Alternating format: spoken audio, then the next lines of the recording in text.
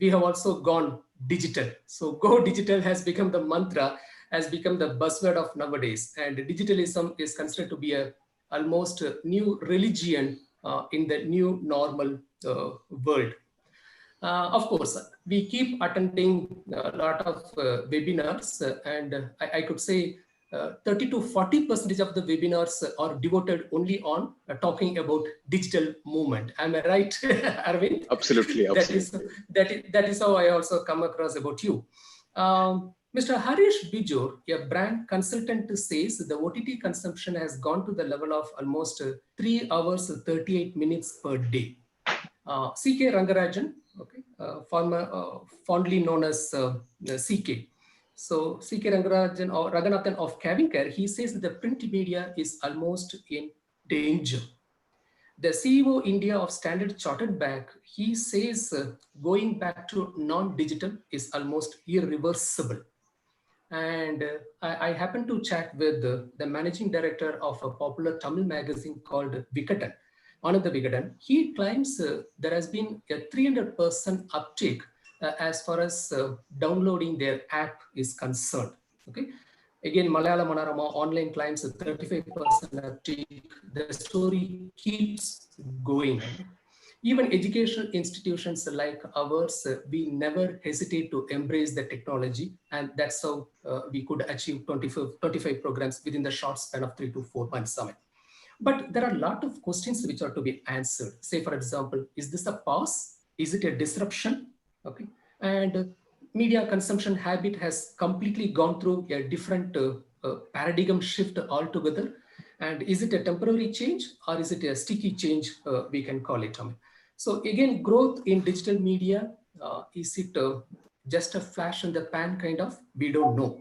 There are many, many questions which are in front of us. And again, people say it is the beginning of an end of all the conventional media as far as the Indian marketing environment is concerned. So there are many, many questions, and this is the premise with which we thought of organizing a program. And who can do better than Mr. Aravind? Okay, he's the director of McDonald's India. Okay, currently he is taking care of the marketing and communications for McDonald's India.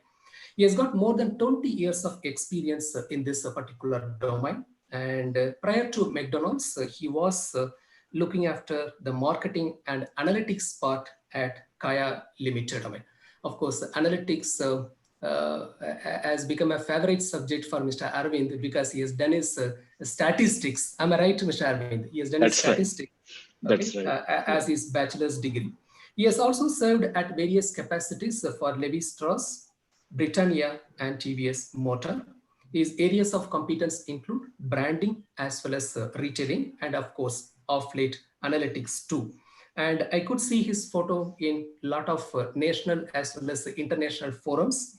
And as far as his education is concerned, as I told you, he holds a bachelor's degree in statistics and an MBA in marketing from Bharatdasan Institute of Management, my alma mater. Okay. Mr. Aravind, on behalf of DJAME as well as the Coimbatore Management Association, we extend a very, very warm welcome to you to this forum. Thanks a lot. Before handing over the session to Mr. Aravind, let me welcome Mr. Prashant, your dynamic president of Coimbatore Management Association, to say a few words about this event. Thank you. Thank you, Professor AGV. I think you set the context very, very well.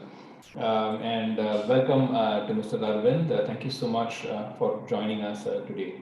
Thank you. CMA is one of the oldest, if not the oldest management association in the country. In fact, it predates even the IMA. So there's a rich legacy and heritage. And then as an association, I think in this region, we've seen a lot of change and disruption over more than 6 decades. But what we are seeing right now is an entirely different disruption of a different nature. Disruptions are not new, they've always been there. But what's so special about the times that we live in, and why is it that all businesses need to change? I mean, you know, they call this I didn't want to use a cliche, but let me say it again. It's a paradigm shift that we are seeing in every aspect of our world. And it's very relevant that I think that we have someone like Aravind, who's a real expert in the consumer side of things, working with Kaya and working with McDonald's.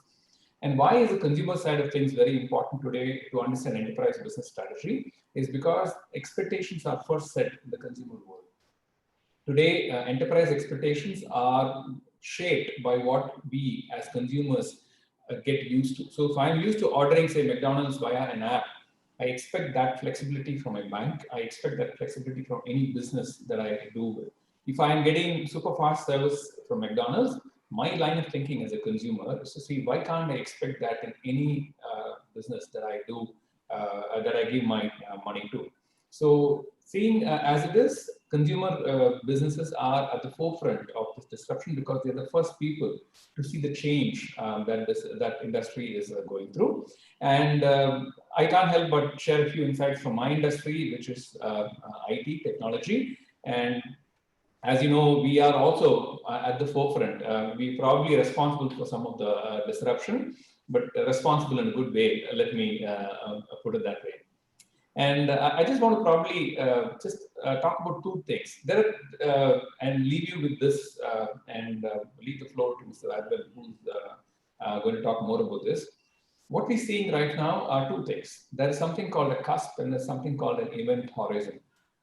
I don't know how many of you saw the movie Interstellar, right? You had this term called event horizon, which is basically a black hole where the traditional laws of physics, as you know, of time, of space, gravity break down and something unknown really exists beyond that event horizon. What we are seeing right now is a series of cusps are the gradual changes that we are seeing in our industry, such as regulation that's coming in, technology changes that are coming in, and all of these are getting combined with event horizons, which is literally what we're going through right now. The COVID epidemic that we're seeing right now is an event horizon because things are never going to be the same going forward. So that's literally what we would call an event horizon. And as students, as I'm sure a lot of management students, apart from corporates, are also in attendance, it's really essential, be an experienced businessman, a professional, or a management student. It's essential that you understand what these changes are, what's driving these changes, and make sure that you are able to capture the opportunity side of these changes. My favorite saying is there's always two sides to any transformation. There's disruption, which is negative, and then there is a positive effect, which is opportunity. So let's all focus on the opportunity side of the disruption that we are seeing today. And with those few words, let me leave it to our expert, Mr. Aravind, to elucidate and show us the way forward with some deep insights from his industry. Thank you once again, Professor AGB, for giving me this opportunity. A real pleasure to be associated with the DJ Academy, one of the most dynamic institutions that I've seen in the recent past. So, Mr. Aravind, or back to Professor AGB, and you can maybe set the context. You can define the proceedings ahead. Thank you. Yeah. Thank you, Mr. Prashant. Over to Mr. Aravind, please. Thanks a lot, Professor. Thanks a lot, Mr. Prashant. I think whatever you said sets the stage very well, for what I'm about to share. And thanks for this opportunity, Professor AGV. It's my pleasure, to address, the people here, the netizens on this webinar, so to say, and share my thoughts. So the thoughts, different people come from with their own perspective of things, right? All of these thoughts are more in the context of, like Mr. Prashant said, consumer marketing lens, right? What is the consumer behavior out there? How is it changing? What is likely to go back? Because at least in May, I would say, when I talk to my friends, my relatives, my colleagues, there was a certain percentage of people who were, with the mood that things will go back to what it was. Things will go back to February, the way it was in February, right? And we will resume, the way we were doing things, right? As the lockdown progressed, as work from home went on till 4 months, 5 months, right? It's very clear that some of the behaviors will persist, some of the changes will persist, some might go back to pre-COVID, right? So that is the, I would say the topic of discussion. I would just share my presentation and then we can take it on from there on. Professor Sriraman, can you allow me to share my screen? It says it's disabled. Okay, just a second. Yeah. Yeah. Please go ahead, sir. And do let me know when you can see my presentation. Yeah, it's visible, sir. You can go on a slide. So it's very good, sir. Great, thanks a lot. So I have put down my thoughts, like marketeers cannot do without a presentation. I have put together my thoughts in a presentation. But we should leverage the use of technology to still enable a discussion, right? So I'm hoping it's not a monologue. I would like to take pauses every 10, 15, 10, 12 minutes, and maybe we can pause, and if there are any queries, happy to take them. Of course, happy to take queries at the end also. So I'm calling this the 2 Ds, right? Disruption and digital, because where disruption happens, digital seems to follow, right? And it's a primary benefit of the disruption, right? And I'm sure many of you got it on your WhatsApp sometime in the month of, March, right? Or April, right? So while companies have been talking about digital transformation, and as a student of digital transformation, I've been following what's going on in the corporate world, right? Which of those legacy companies have been able to make the transformation, right? Because the new age companies are already digital, right? The Practos of the world, the Swiggies of the world, they're already digital, Flipkart, right? But the legacy companies have been trying to do digital transformation for a decade now, right? And most of them have been partial successes. So it's possibly COVID that will propel, the digital transformation like nothing else could so far. Right. So I was talking to you about some of my colleagues and friends, right, in March, April, who were saying, let's take off from where we left off, right? In February, things will resume. So unfortunately, it doesn't look like the case, right? COVID is a disruption. It is definitely not a pause, right? So it changes things like nothing else. And many of the changes are here to stay, right? I think, so, and embracing the disruption is going to be very important. I would, discourage the mindset of maybe it's a pause, maybe things will resume where we left off, right? I think the way we do a lot of things is fundamentally challenged because of this disruption. So the next 3 slides are more of a warm up, right? And I'm going to pause at the end of every slide. Professor Sriraman, maybe if you can help me with some of the responses that people have, put in there to my just simple queries, just to have a warm up. So I have 3 categories here, right? On the left side, you see OTT category, right? On the middle side, you see QSR, which are brands like McDonald's, Domino's, KFC, right? On the right side, I have taken an example of an outdoor industry, which is the music industry, right? So what are we discussing here, right? So what we're discussing is the estimated impact across these categories compared to pre-COVID levels, right? So as you know, and as Professor AGV also talked about, OTT industry has been seeing strong growth, right?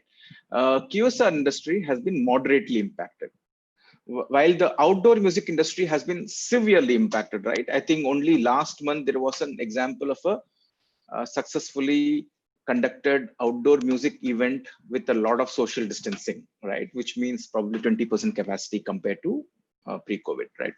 So why is this happening, right? So the industry on the left side, which is the OTT industry, is 100% digital experience and business model, right? So you discover it online, you pay for it online, you consume it online, right? So it's 100% digital experience, right? Not part digital, part offline, right? Then you come to, I would say, the QSR industry. QSR industry has broadly two channels or two types of sale. One is you go into the store and dine in, right? What we call as a restaurant business. The other one is a food delivery business, right? The food delivery business is a 100% digital business for consumers, right? You discover the menu, you place an order, you make the payment, you get the food to wherever you are, right? So the delivery channel which is 100% has been doing well. For obvious reasons, the restaurant business, the dining business has got significantly impacted. So overall, QSR industry has been severely impacted, right? And as you know, the outdoor music industry has been severely impacted, right? So even with a Book My Show example, only you purchase the tickets online, right? But everything else is offline, right? After a long time, and maybe it started a month ago, I am going to see tomorrow an event to which I have bought my Book My Show ticket online, and I'm going to see the film on YouTube tomorrow. It's going to release tomorrow, right? It's a Boman Irani film, incidentally, right? So for me, it's a very interesting thing to see for the first time tomorrow, 100% online experience of what used to be a offline business till some time back, right? So why is this impact so differentiated across these three categories, right? So one of the factors that we saw, what we saw here was how digital the business is, right? If your business is very digital, it's likely to get less likely to get impacted. The more the business is non-digital or offline, it's likely to get highly impacted. That's one underlying aspect here. But I'm just going to bring out one more underlying aspect, which is that the outdoor music industry, right? Like the cinema industry, like the malls industry, right? Depends on group consumption offline, right? So a group of people meet together, let's say the Wonderla theme park, right? And cities like Chennai, Coimbatore have got their own water park, theme park, right? Where people go in groups, right? Malls, cinema complexes. So that model depends on group consumption and offline group consumption, right? And those models are severely challenged and will remain challenged, right? When I say remain challenged, could it restart? Yes, but for some time, because of social distancing, they'll be functioning of 20% of capacity or 30% capacity, which challenges the business model completely, right? Whereas, the categories like OTT, for example, you could see a Hotstar on your mobile, individual consumption. You could see Hotstar on TV, family consumption, right? So the other underlying aspect is it for individual consumption? Is it for group consumption, right? So now here are the questions, right? Parle-G has seen the highest ever sales in 80 years. It's a phenomenal number, phenomenal, right? If you take a few examples of ubiquitous brands in India that sell at scale, right? Like Maruti 800 of one point in time, right? These are brands that sell at scale in India. Every part of India, you see these brands. Parle-G is one of those brands. With that volume, right, it has sold the highest ever in 8 decades. And on the right side, you see a Chlormint, right? It's down by 30%, right? And the 30% is a US data. I couldn't find an Indian data. So any thoughts, quick responses as to why Parle-G would sell for highest ever for 8 decades, and Chlormint, is a very interesting example of why it is down by 30%. Chlormint, hardly a expensive, something that's expensive, right? It's very, very inexpensive in that sense. Any thoughts? Maybe people can put it on the chat window.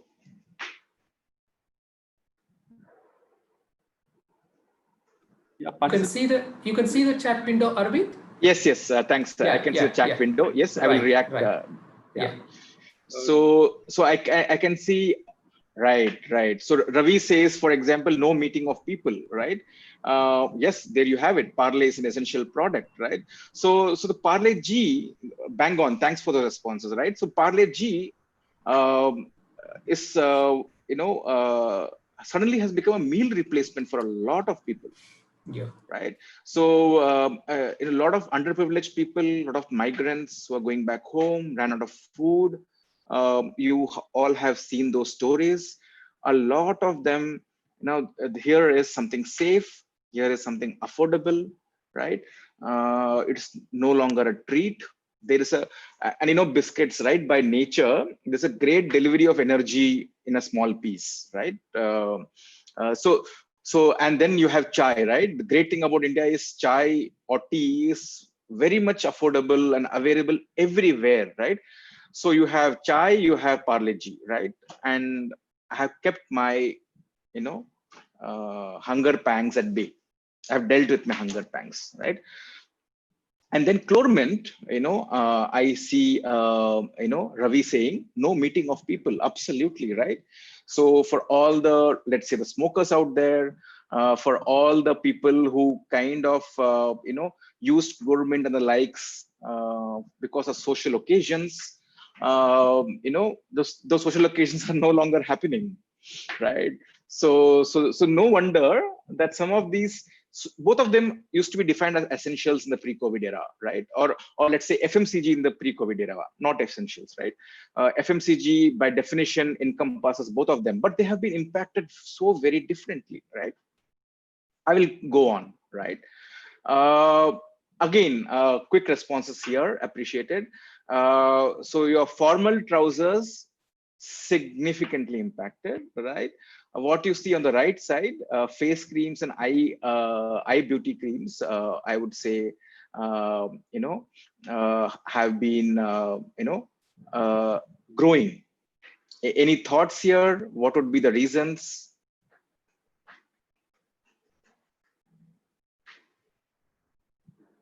Absolutely right. So Ravi, as usual, is on the ball, right? No office, just shorts needed. Absolutely right. So work from home has changed the attire of people completely, right? So you see formal trousers, sale crash. Yesterday, I was reading an article on New York Times Magazine, right? Sweatpants, as a category is called, is booming worldwide, right? And there, I see a remark by Lokeshwar and masks for ice cream, right? Eye cream. So in the COVID world where people are wearing masks, right? Only a part of your face is visible to customers, to people around you, right? And when you're doing Zoom calls like these, right? And I would say beauty conscious people in the largest sense of the word, because I'm including men and women, so very grooming sensitive people. So let's take an example of a woman, right? Maybe the lipstick is no longer of any utility, right? When in the masks era, when you're going outside, and so on and so forth, foundation, etc. But then under eye products, right? The eye beauty suddenly become very important, right? Face creams still is reasonably important. So even a discretionary product like eye beauty products are doing very well in this COVID era, right? So to just summarize these few slides, and I will take this construct forward, but just summarizing this, there are 3 dimensions, right? First is how digital is your business. If you are a fully digital business, right? Now, right, and I would just like to qualify something here. So when I say digital, for example, right? Generally speaking, so the digital solution, right, has to make both parties happy, right? The consumer of the digital business has to be happy with the experience, right? So there are many businesses trying to switch to digital, but the experience is underwhelming, right? So the value is questionable, right? When companies and business models are going digital. So when I'm saying how digital is your business, there's a latent assumption that the experience is fully satisfying, right? The second is social versus indoor outdoor consumption, right? So that's a very important thing that we saw, like malls and all will be impacted for a long time. Food courts in malls, etc., will be impacted for a long time, right? And thirdly, the definition of essential has changed, right? In the context of, for example, who would have thought hand sanitizers are essential, right? In the pre-COVID era. Now hand sanitizers remain essential for a long time, right? Online doctor consultations, right? In my earlier experience at Kaya, I was very closely involved with this online doctor consultation industry. There has been a lot of attempts by a few companies like Liberate, etc. PE funds came into the category to enable doctor consultations online. Fundamentally, India, there is a challenge of availability of medical care, right? And primary health care, right? It's a big challenge in terms of supply. States like Kerala, Tamil Nadu are relatively much better off when it comes to availability of medical care.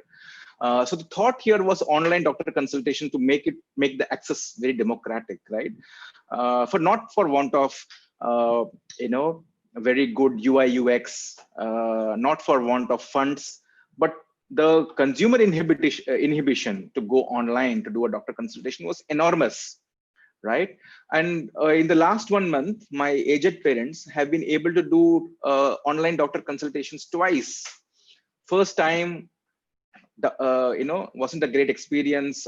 It was going off on. Second time, the experience was brilliant, right? So I'm just wondering how much of this habit will stay on, right? Where people will do those minor queries, right? Obviously, when it comes to severe health queries, people would want to go to the hospital, etc. But it comes to the lot of minor queries. Maybe people will go digital and consult their doctors, right? So, and that's become essential. So what's sticking in consumer minds, right? What are causing these changes? It's very important to understand that, because otherwise we would be left with a lot of superficial causal, outcomes. But what is the causality of this? What is the underlying consumer behavior? Let's spend about 5 minutes understanding these, what is going on in consumer minds. Okay, so the brain in normal times, there are two kinds of, I would say, mechanics of thinking, right? The first mechanic of thinking is system one, which is typically intuition. You shoot from the hip, right? Based on past experience, right? Let's go with that decision, you would say. The second is system two, which is more thought out, right? And you would say, okay, let's gather all the facts, let's deliberate. Why don't you brainstorm with the team? Let's take a considered decision, right? So the institute were to open another campus, right? Or build a new wing, right? It will be a considered decision. It will be a deliberated decision, and so on and so forth, right? In contrast to system one, which is a routine decision, you have been, you are used to that kind of situation. Can you see my slides? Yes, sir. It's very much visible, sir. The brain in normal times, the headline. Oh, right? Aravind, it's not gone to the next slide. It's still on the trousers and the creams. Oh, okay. I'm sorry. I was just wondering because I saw a message. Yeah, that's fine. Yeah, visible. Yeah. So sorry for that. I think somehow the screen sharing got paused. Right? Do you want to be in the system one, system two, or you are now on the? Yes. Perfect. Yeah, now you're on system one, two. Yes. Right. So system two is conscious, slow, deliberative kind of a thought process. System one is that intuitive, I would say, fast decision making. More or less routine issues are dealt with a system one kind of approach, right? So what happens during prolonged stressful times and uncertainty, right? System one takes over. System one kind of thrives in times of high anxiety, right? And you tend to do a lot less of the slow thinking, right? And this is a kind of a proven science here. And because of the prolonged stress, because of prolonged anxiety, you kind of take decisions very intuitively, right? So this causes dramatic changes in how people react to situations, right? And will take a long time to go back to normal, right? So for example, routine decision like, it's a weekend, right? Let's go out. For many of us, it used to be a very, very routine decision, right? Just imagine, even after lockdown opens up, right? Suppose it's still opens up, right? How many of you will think twice and say, okay, let's spend the time at home. Let's watch a movie at home. Let's order stuff at home and eat. Let's not go to a mall, right? So many of those kind of decisions have changed, right? You kind of think through them in a very different lens, right? You think through them in a very cautious lens, in a very instinctive lens, right? And hence your old habits get disrupted in a very, very significant way, right? So this is the underlying framework, I would say, that is helpful to think through how consumers could react in the new situation, right? So hence that underlying situation is the reason, I would say, why COVID is a disruption and not a pause, right? Because there's also this huge amount of literature, that says that when does a new behavior become a habit, right? And there are a lot of scientific papers on a number of hours, right? If you do a new behavior at a number of hours, right, it becomes a habit, right? For many of you, for example, who are want to kick smoking as a habit, right? I'm sure you are, very well versed. The moment you kind of pass a tipping point, you're very confident of, kicking that habit, right? Or for the people who are very health conscious, want to do morning walks, jogs in the morning, right? It might be very difficult initially. At some point in time, it becomes a habit, right? So 4 months of lockdown, 4 months of this new behavior, you become comfortable with a lot of new behaviors, right? Many of these new behaviors, which you found funny, right?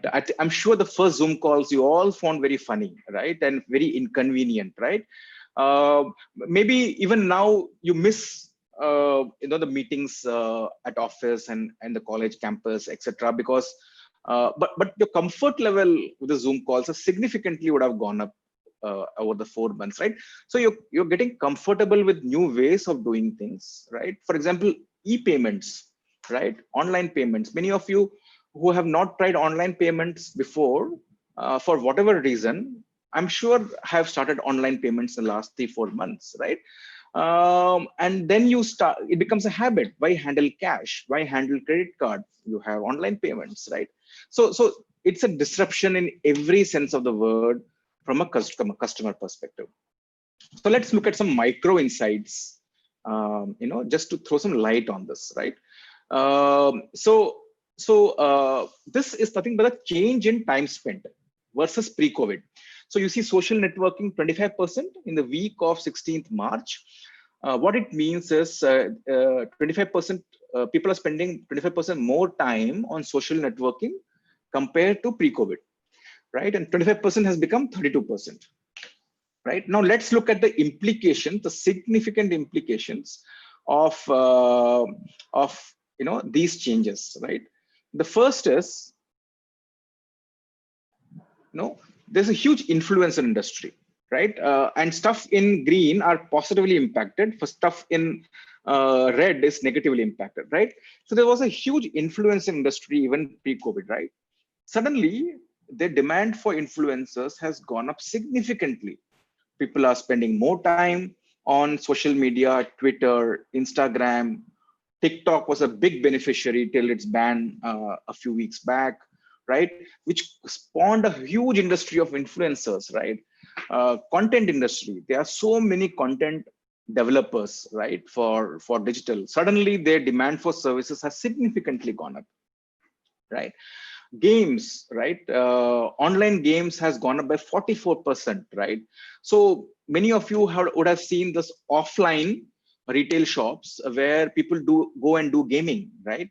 Like, there's a brand called Time Zone, which has stores in malls where people, kids and teens and guys go, people go to do gaming. It's in red because what is the business model now? When people have discovered online gaming in a very big way, are happy to do online gaming on their mobiles, why would they go to a store and do online gaming, right? And sudden demand for game developers, right? That, that whole industry has kind of shot up, right? Let's go to education, right? This is in the month of April, right? Where most businesses got impacted by 90%, right? I'm talking about the peak of the lockdown, 80% impact of business. And I was talking to my CMO friends, and one of my CMO friends of Byju's, who you know very well, their business was doing 105% of pre-COVID, right in the peak of lockdown. The business was doing 105%. It's extremely an enviable statistic, right? And those of you who are interested with this whole industry, so while the education tech ed tech industry, as it's called, right, we all like to give this short forms, has boomed, what happened to the offline tuition industry, right? Big brands like Akash, etc., who thrived on classes, like offline tuition industry classes, they would have got disrupted significantly, right? But the tutors, right? The tutors that were brands by themselves. There were some big tutors there, great in various disciplines, because of which people used to enroll in these classes. They have moved online. So for example, Byju's, etc., they have recruited this big name tutors and they are doing live classes online, right? So tutors, many of them have kind of changed their business model or pivoted their business model, as the term goes, right? So how many are able to pivot their business model is a big thing, right? Online conferences, right? Webinars, Zoom calls, Microsoft Teams. Next time you book a ticket, right? I want to visit Chennai for 2 days, right? To do some review. In the month of Jan and Feb, without blinking an eye, okay, I'll tell, book me a ticket, let me plan my travel. Now, I would think twice, is the trip really needed? Can I do most of my work on a Zoom call, on a Microsoft Teams, right? Only if it's really needed, I will travel, right? Just imagine the secondary effects and the tertiary effects of the decision, right? Hotel industry, travel industry, right? All the cabs that used to kind of survive on corporate travel, for example, when you go into a city, you see a lot of cabs, cab drivers. There's a huge industry, leave alone the airline industry, right? All of them are going to see significant disruption for a long, long time, right? And this is what I was talking about, right? How many consumers have taken to e-commerce, right? So e-commerce is the ultimate test of digital, right? Digital savviness, where you do a transaction end to end. You discover it online, you evaluate it online, you pay for it online, and either you consume it online itself or you get stuff delivered to home, right? So percentage of consumers trying category for the first time in the past 1 month. Look at those numbers. Movie streaming, 45%, right? Look at e-learning app at number 5, right? 32%, phenomenal, right? Everyone has heard about cooking, right? So online cooking app, online fitness, 33%, right? For me, the phenomenal number, the number is relatively small, 22%, is online doctor consultation. I cannot, in the pre-COVID era, I myself have struggled to get customers online. But I could not believe when I saw this data point that people are comfortable doing online doctor consultation, right? And when I went through my own personal experience of my parents trying that, all right, it was a proof of me with a single data point of 2 people that that yes, people could get comfortable the second time, So just reminding everyone that for the past 10 years, many of you would have heard the e-commerce industry is going to explode, right? And somehow many of you also would have been tired of hearing it.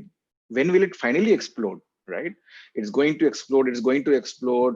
China is already there. We are a few years behind, but it never happened. Really, it never happened. Let me be very frank about it, pre-COVID era, right? And there was a lot of statistics why it didn't happen, right?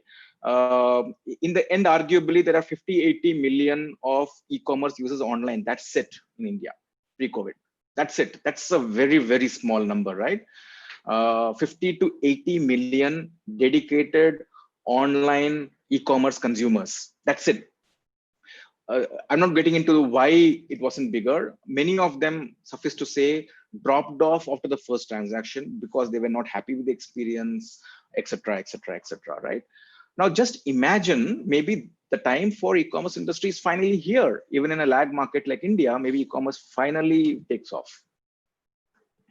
Right. So, so let's look at some of the macro models, right?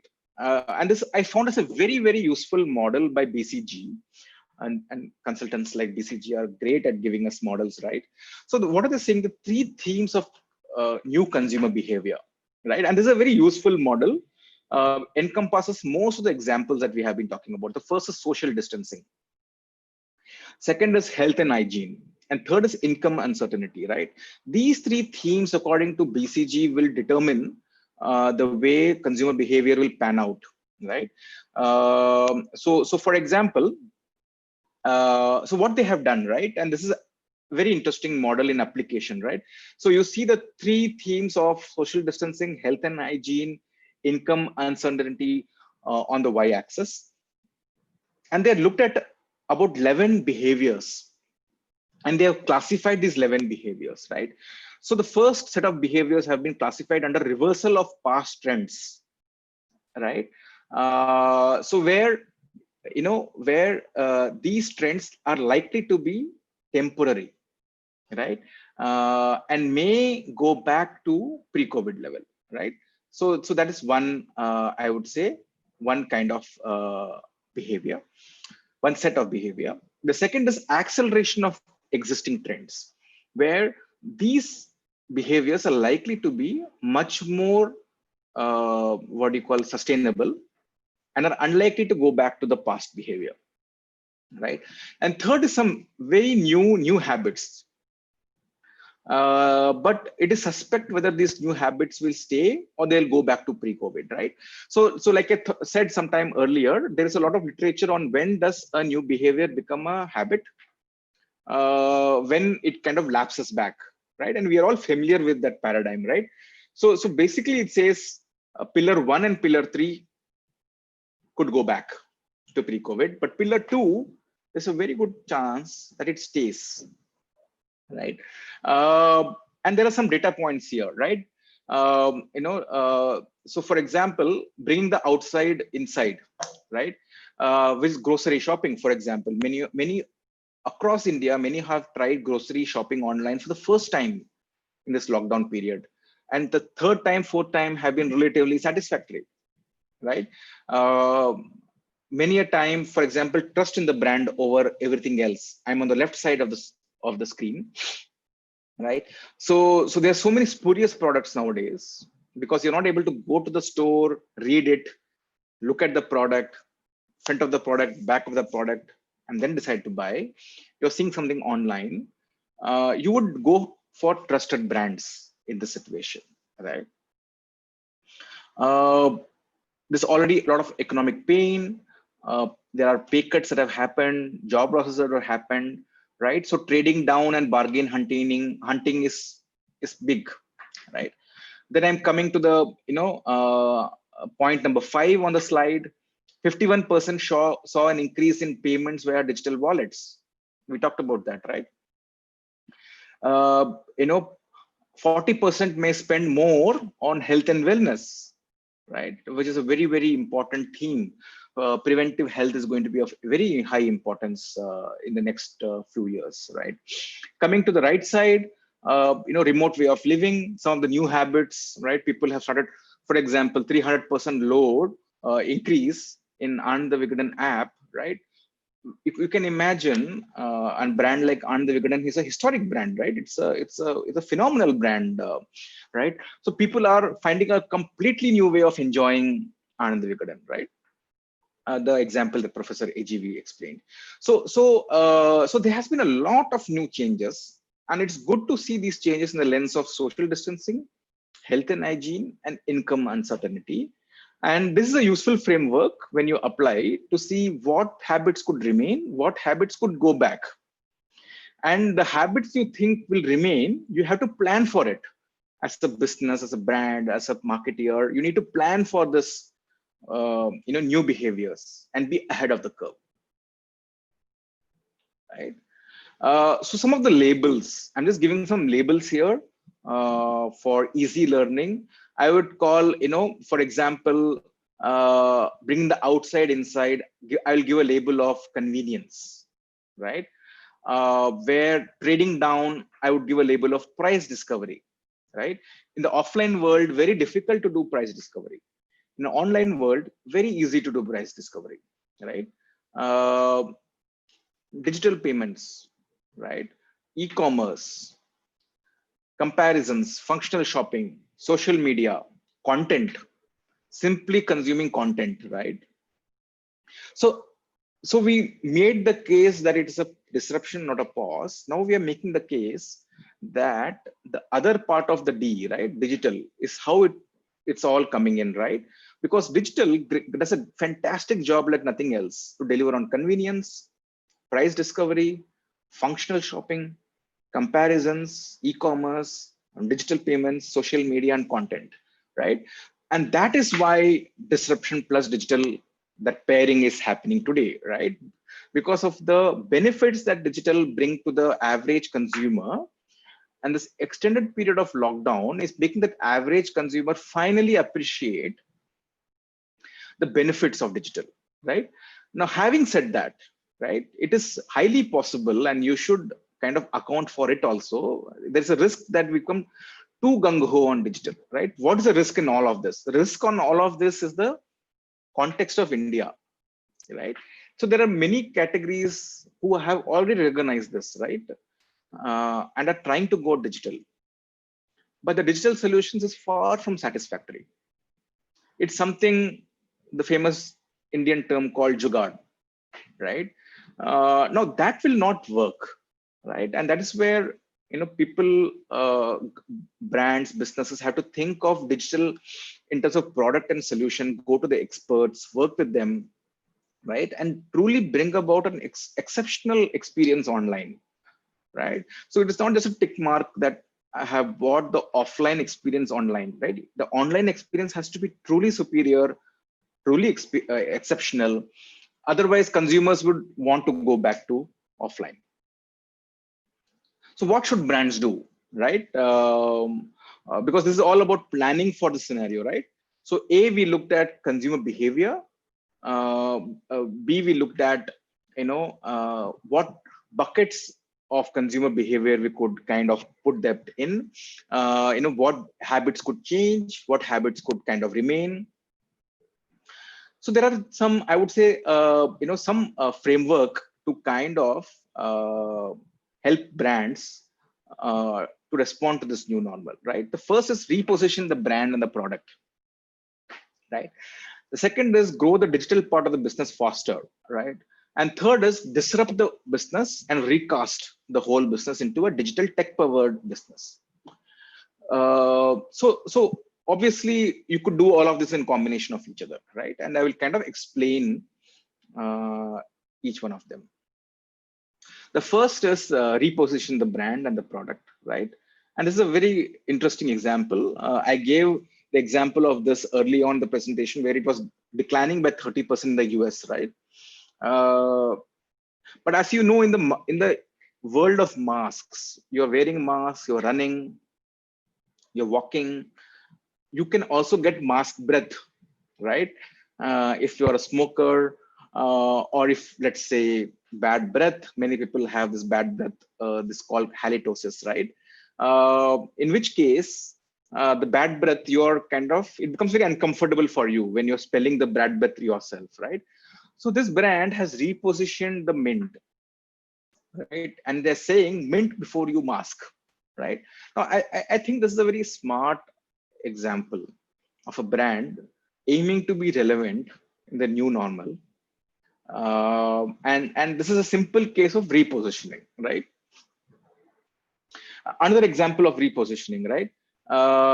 So I'm bringing the framework back in, right? The repositioning, generally speaking, could be in the context of social distancing, could be in the context of health and hygiene, could be in the context of income uncertainty, right? So for example, e-gaming, right? The big proposition of e-gaming is you don't need to go to the offline stores, come to us for online gaming. Food delivery, right? So you see a lot of examples of contactless delivery. People are Swiggy, Zomato are saying contactless delivery, right?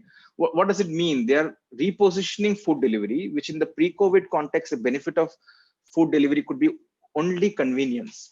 But they are now saying convenience and social distancing. They've bundled the benefits of food delivery, right?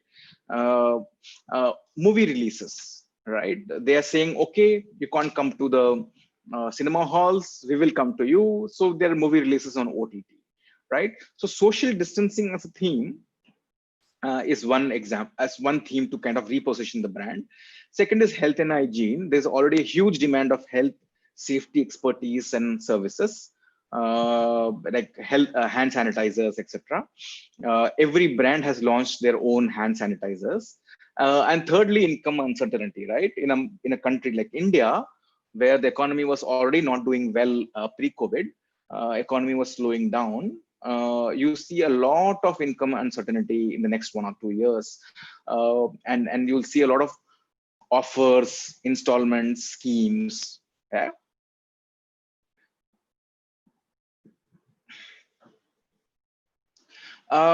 Let's look at the second kind of response, right? The second kind of response is how to grow the digital part of the business faster, right? Right now, again, I would appreciate some quick responses. Imagine the pre-COVID world, February, right? Can you just give me 3 names of large consumer retail brands which are not being easily available online? You have to go to the store to buy. Any brands come to your mind?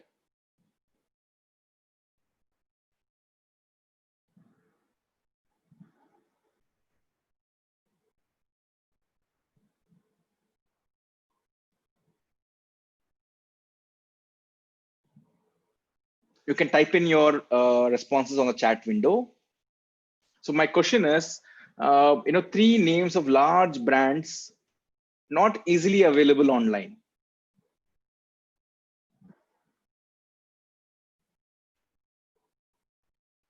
Right? So for example, my example would be Bata, right? Phenomenal stores, big stores, huge merchandise, right? But if I have to access that merchandise online, for me, it was always a less than satisfactory experience. When I asked this question, BMW cars, absolutely, right? Then someone said, for example, LVMH, right? Those luxury brands, not easy to get online, right? So those kind of big brands, household names, who were not easily available online, right? What would be their future, right? And that's the key thing, right? So, for example, the biggest case study has been the growth of e-commerce in grocery, right? And I can leave this slide with you. It's a busy slide, but what it says is, while grocery e-commerce was very small pre-COVID, less than 1%, right? 0.2%, 0.3%. The examples of Big Basket and Grofers were more about profile of examples than real business, size. But now Nielsen estimates online grocery to be about 5 to 7% of business, which is huge, right? No, so if grocery goes online, if staples go online, that's huge, right? So there are big brand companies like Unilever and Coke who are actually contemplating going direct to consumer, in this post-COVID world. Setting up websites, setting up apps, promoting them, bypassing the trade channels, right? That's a phenomenal decision.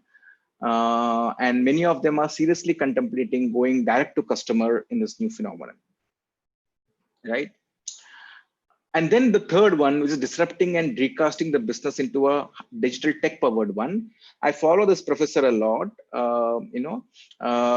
so Professor Galloway is one of those marketing leaders, and he makes very provocative suppositions, right? Now, this is his take on US higher education, right? Or higher education in general, how they need to kind of remodel their business model, right? Recast. So in his view, MIT will partner with someone like Google, right? And Berkeley will partner with someone like Microsoft, right? And that education, high-tech, right, collaboration is the future of higher education, right? Because those come with big brands, large fees. Most students travel between countries to go there, right? All of that has got disrupted, right? So happy to leave this video with you, and you could look at it at your leisure on how the model gets disrupted, right? So I come to the last part of my presentation. Any quick reactions, chats, happy to take it before I go to my last section. If you have any queries, if you can leave your thoughts on the chat, happy to take it now. Right. So, sorry. Yeah. So what does digital marketing encompass? Right. Everything. And it's a very important lens, right? There is no digital, according to me, there is no digital marketing career. It's a bit mistaken to look at careers as, okay, these are digital marketing careers, these are non-digital marketing careers, right? I think everything has got a bit of digital in it, right? So the way I look at it, the digital marketing pillars, I look at it three lenses, and this is a bit of a simplistic framework. You can get more complicated than this. The first is content, right? Which is, I put examples of two big videos out there. There's a huge content industry that power the brands, right? The second is media and platforms. And a third is as channels of business, right? So content industry typically means advertising, social engagement, content integration, online reputation management. Media and platforms means performance marketing, SEO, right? Customer service, chatbots. Channels of business means typically a app, right? A website, product, UI, UX, CRM, marketing technology, operations and fulfillment, right? So let's look at it a little bit simplistically. 3 digital marketing pillars and 12 levers, right? So if we look at digital marketing from this lens, right? My first point is that the ones that I've highlighted, there's a very low maturity of skill set in India, which means there's a huge undersupply of talent, right? As far as these go, right? Don't look at them too much as specialist skills, right? These are, I would say, because marketing as a discipline is evolving quite a bit, right? Like every good marketeer should know market research, right? That's, I would say, the classical example. If you go back 2 decades or even a decade back, right? It's not that consumer research or market research is known only by the market research team or the consumer research team, right? And the brand team doesn't need to do consumer research. You all know that's strong, right? So everyone needs to know market research, consumer research. Everyone in marketing needs to know them, right? Like that, everyone in marketing needs to know digital marketing. And what does it mean? Digital marketing is not something simple, right? It's quite complex.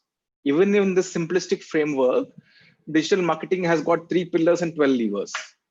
So every marketeer should know about some of these levers in the context of digital to be truly relevant in a professional sense in the years to come, right?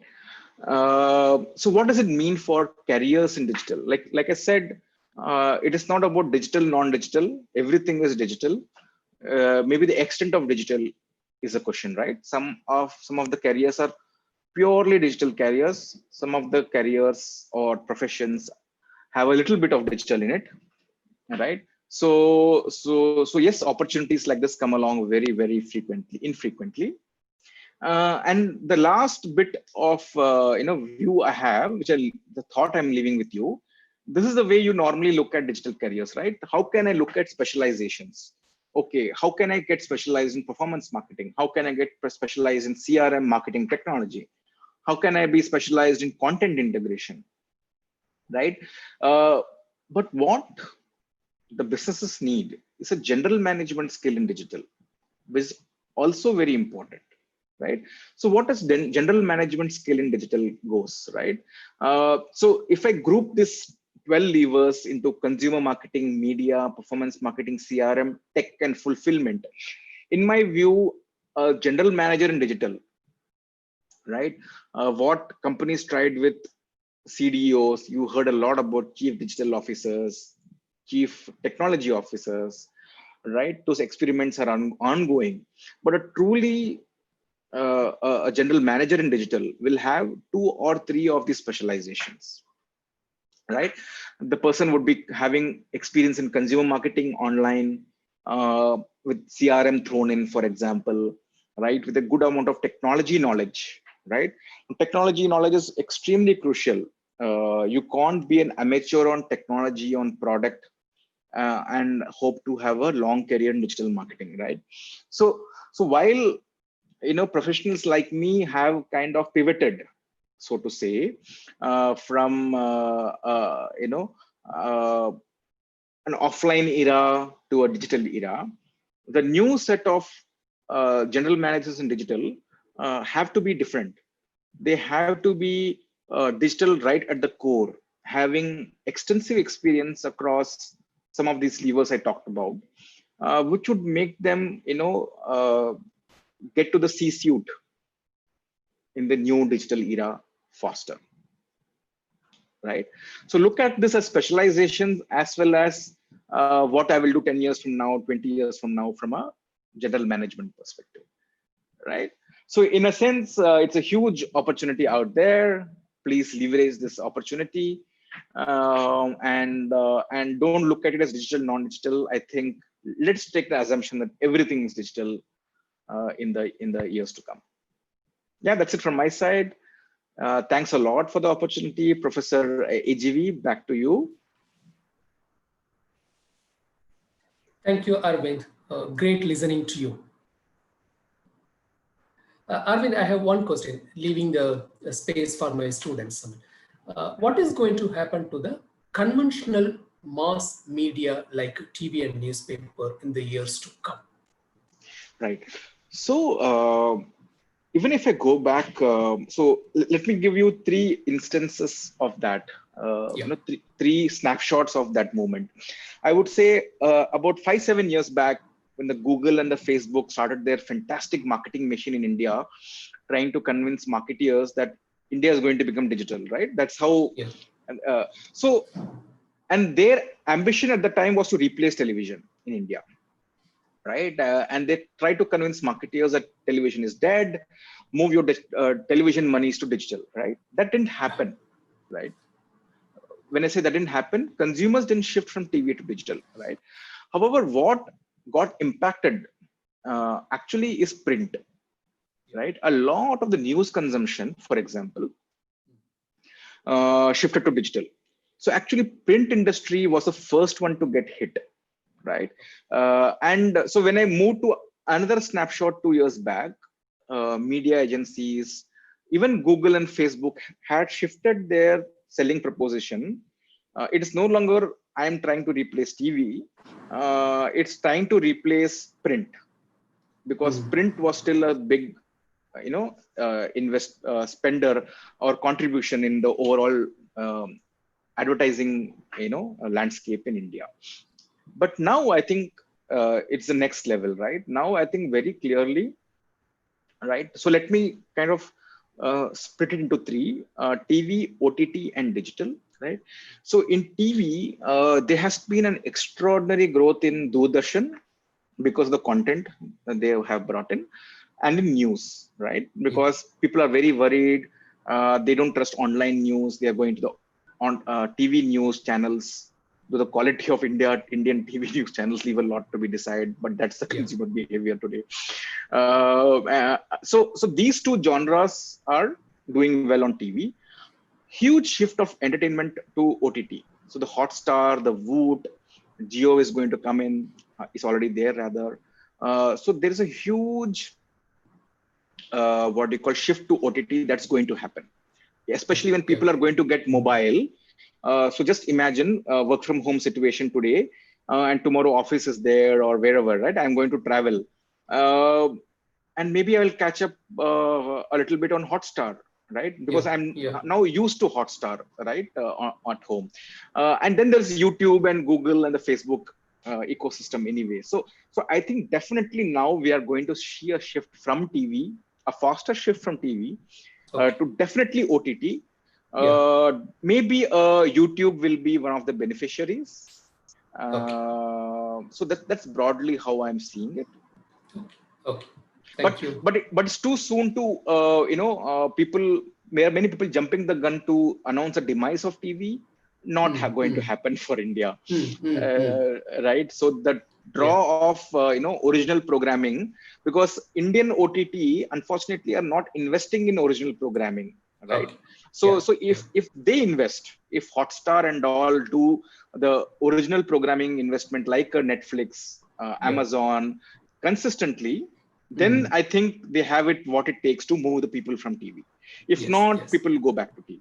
Yeah. Thank you. Sri Raman, can you coordinate the questions part? Yes, sir. Yeah, please. Yes, sir. Sir, I have a question from Dr. Ravindran Shakti Finance. I will just unmute him. So maybe I can go ahead. I can see the question. Please, you can. Great. So that's a great question, right? And that I would say is the biggest benefit of digital. Though it's a very under-leveraged part of digital, right? It's a multi-language part of digital. The great thing about digital, for example, there used to be the phenomenon that at home you speak your language, right? Let's say Tamil. And you buy an English newspaper, right? It's a very common thing, right? Across households in India.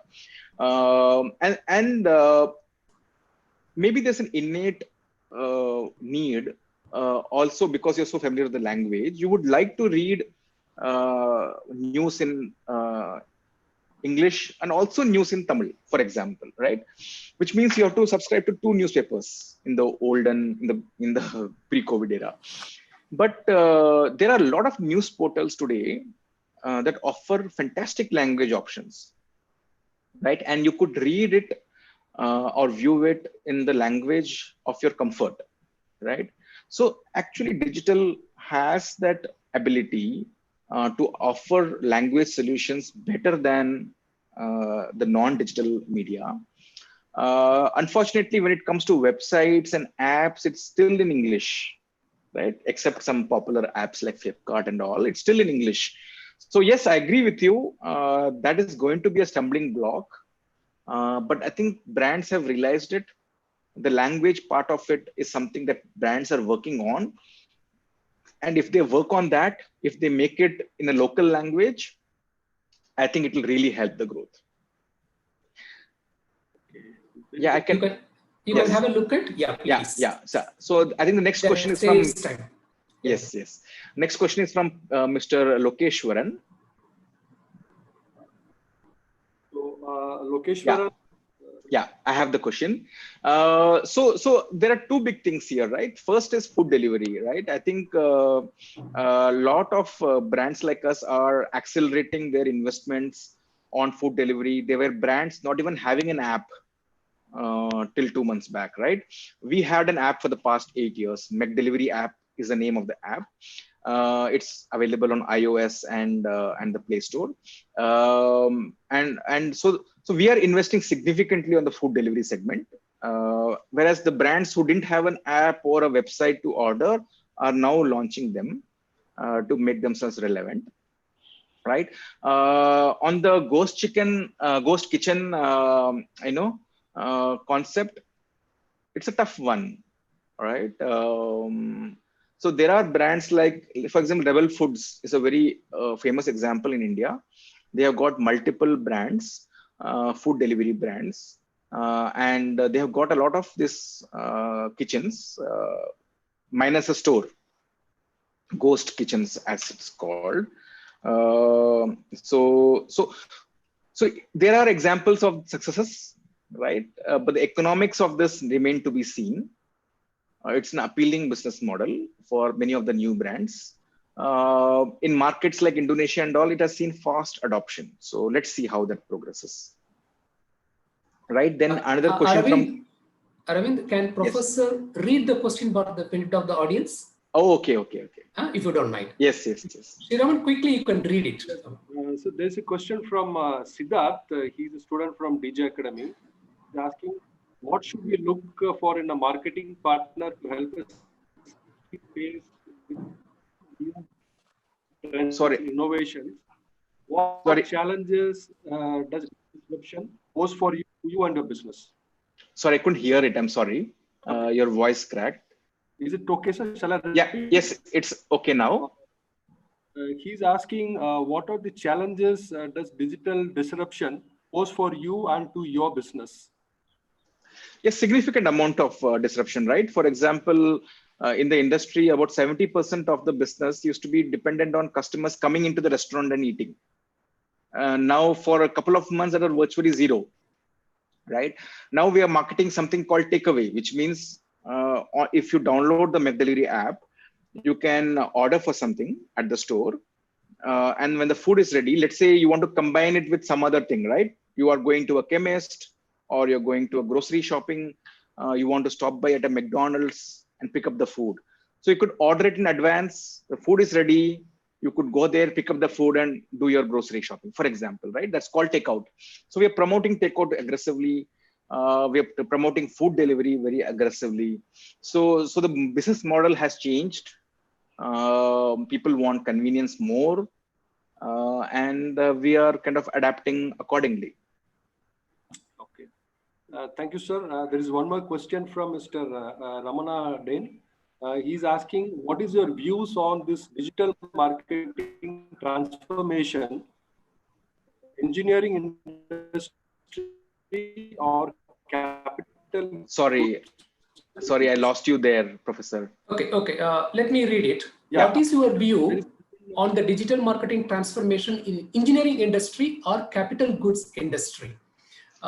He is representing Lakshmi Machine Works, which is into textile machinery manufacturing, Aravind. So I'm not area expert in that area, but for example, what I've heard a lot of people talking about in seminars, etc., from my colleagues, is the explosion now in, for example, IoT, right? So, for example, if you look at our own vendors, McDonald's has a fantastic supply chain of vendors who serve all kind of food ingredients, etc., right? Now,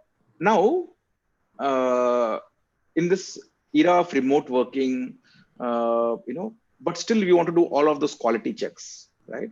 So you still want to be on top of how was it yesterday in the 80 of my vendors, right? What is the status of the machines, right? What's going on in terms of quality, in terms of productivity, right? So I see a lot explosion of IoT, which has already been growing even pre-COVID, but now people are actively talking about adopting IoT, so that even from a remote perspective, you are able to kind of manage your machines, keep a tab on the productivity of those machines, preventive repairs, and so on and so forth, right? So there's going to be a faster acceleration of solutions like that. And coming back to our McDonald's vendors, the other thing is, for example, remote cameras, right? Now that's a solution that's going to explode, so that we have got cameras everywhere. Our people can keep a tab on what's happening there, the hygiene practices there, right? Even if it needs some extra investment, it might be worth it now. Yeah. So there is a question from a participant. He's asking global Shiraman, pandemic. Yes, sir? Shiraman, you're not very audible. Can I take over? Yeah, please, sir. Right. Okay. Aravind, am I audible to you? Yes. Okay. Another question, Dr. Swayam Prabha. Post-COVID, consumer behavior is going through health consciousness, especially junk foods, out of foods, online orders, etc. So what is going to happen to McDonald's? Right. So it's always been an interesting, question from a customer perspective, and these questions were even there pre-COVID. So on this aspect, I don't see a difference between pre-COVID and COVID, to be very frank. Okay. Right. So those questions have always been there, and brands have, at least McDonald's, we have taken a lot of efforts globally since, I would say, 2015. A huge amount of efforts in revamping our supply chain, adopting best food practices. For example, in India, we reduced the sodium content in our fries, right? We reduced the fat content in many of our products. We launched what we call as a whole wheat bun, which is an option of the regular burger bun, right? And about 50% of customers prefer the whole wheat bun, right? So those kind of value additions we have been continuously doing. And to be ahead of the curve as far as customers is concerned. And like I said, I am yet to come across an evidence why that would accelerate in the post-COVID world. But yes, there has been, generally speaking, a lot of demand for immunity boosting solutions, generally speaking, in the food industry. Okay. That's another question from Ms. Revati. Price points have changed. We got a lot of the magical motivator, free stuff, including viewing shows at the Bolshoi Theatre. How can companies capitalize on this phenomenon? Yeah, so I think, brands have undertaken desperate measures to be relevant to consumers during this crisis. And many have gone overboard and just say, okay, let's remain in the consumer's consideration set, right? By giving free solutions, by giving deep discounts, right? So that has happened.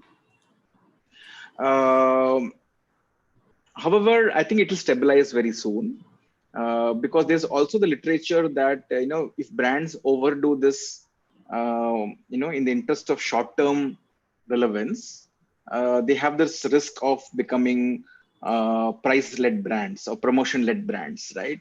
Okay. Which is a very big risk. So brands are finding there is economic distress out there. People want better deals, but also not overdoing it. I think is what most brands are aware about. Okay. Aravind, another interesting question from one of my students. He is talking about a scam which is happening in digital marketing front, like artificially boosting the likes, okay, and so on and so forth. If that be the case, an ordinary customer like me, how can I rely on the feedback which is made available on all these online platforms? Yes. So unfortunately, while that's one of the things Indian industry has been lagging, right, is addressing fraud, right? And big digital brands have been extremely lax, right, about their security, about their own standards, right? For example, Dunzo was in the news 2 weeks back. They got hacked 2 years back, and a huge amount of database had been captured. And they released the news a couple of months back, right? So unfortunately, the regulation is very, very poor, very archaic. And also, even the big brands, they don't see the need to self-regulate or do the best in terms of, security or for that matter, ad fraud, right? And this is a case of ad fraud. And the biggest names have been guilty of it, right? If you look at the way Facebook has changed its definition of a view in the past 7 years, I mean, they have been pretty cavalier about it, right? And basis that metric, companies have spent billions of monies, right? So while it is a global issue, it's acute in India. Brands have been turning a blind eye. Consumers are not very aware. Hopefully those things will change. For example, definitely global brands like McDonald's have got strict practices. For example, we have paused advertising on Facebook in India for the past 2 months, right? Because Facebook globally has not been taking steps that brands have been demanding. So many of the brands have taken leadership, and Coke and etc. They have paused advertising on Facebook. McDonald's also has paused advertising on Facebook, right? So maybe that's the way to do it, right? Brands put pressure on the portals to change their behavior, upgrade their practices, and maybe the portals then respond. Okay. Arvind, it's almost 6:26, so probably we can take one more question, if you don't mind, from my side. Of course. Yeah, of course. Okay. Arvind, so many B school students, they are a part of this program. Okay. And of course, as you're aware, we have been experiencing a severe strain as far as employment opportunities are concerned. Maybe a couple of advice from your side, having got 20+ years of experience in the industry. Right. Okay. What would be your advice to the MBA students who are looking for opportunities in the industry in the years to come? Right. So I would say, even from a career perspective, there's a disruption, right? Like you said, Professor AGV. Yes. So I think it's important to treat it like that, right? And my thoughts on this are as follows. At least talking about, B school students about a decade back or 2 decades back, there's somehow a reluctance to go after specialization in a discipline, right?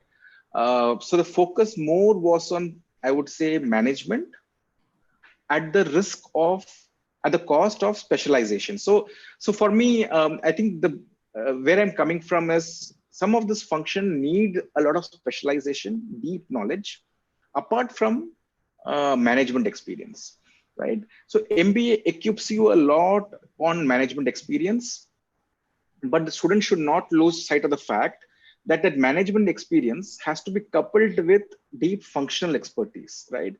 I will give you a specific example of digital, right? So people who are very keen, and I would really encourage, my first advice would be to take to digital, right? Be comfortable with digital. Businesses out there, small, medium, large, are pivoting their models to become digital. The industry needs serious talent on digital, huge undersupply, right? Of qualified talent. So that's my first level of advice. The second level of advice is, it also means that some of those areas like performance marketing, CRM, marketing technology are actually areas of specialization, right? Thankfully, in today's age, it's very easy to pick up those skill sets, right? But investing time and money and resources to get those specializations is going to be very important. And then you are truly, let's say, a digital marketing expert, where you can help companies make a CRM strategy. You can help companies build, for example, there will always be engineers who can make a great app and a great website, right? But the engineers need people to guide them. What are consumers wanting? What kind of experience they are needing, right? So they need guidance to make the best UI and UX. That I'm giving as an example, right? So this role of managers, let me put it loosely, managers and marketeers who understand consumers best and translate it into digital solutions, that need will always be there. It need a very savvy combining of management capability, knowledge, as well as specialization in that area. Like performance marketing, for example, is a big, important specialization, right? That every marketer should have. Thankfully, there are a lot of Google courses, etc. You can easily do and abreast of the latest developments on performance marketing, for example. So I think those are my two, I would say, pieces of advice. Jump into the digital ocean, number one, and number two, but it also means some level of specialization. Okay. Many thanks, Mr. Aravind, for taking your time off. Thanks a lot, sir. A formal vote of thanks from my colleague, Professor Sriraman. Yeah. Sir, thank you so much. Thank you for taking your time out and addressing us and delivering such an enriching session. It was truly insightful, sir. Thank you so much. And also, I thank all the participants and students from all other institutes who have joined us on this Independence Day to make this session a grand success. Once again, thank you all and a happy Independence Day to all who have joined today. Thank you so much. Thanks a lot. Thank you, Dr. Professor, Professor AGV, Professor Sriraman, all the people in the webinar. Thanks a lot. I benefited a lot from this interaction. And thanks for inviting me. And I will share my deck to you for your reference. And happy Independence Day. Thank you very much, Mr. Aravind. Let us stay connected. Yes, thanks a lot. Take care. Nice Stay of safe. you, dear. Take care. Thank you. Take care. Bye-bye. Bye. Bye.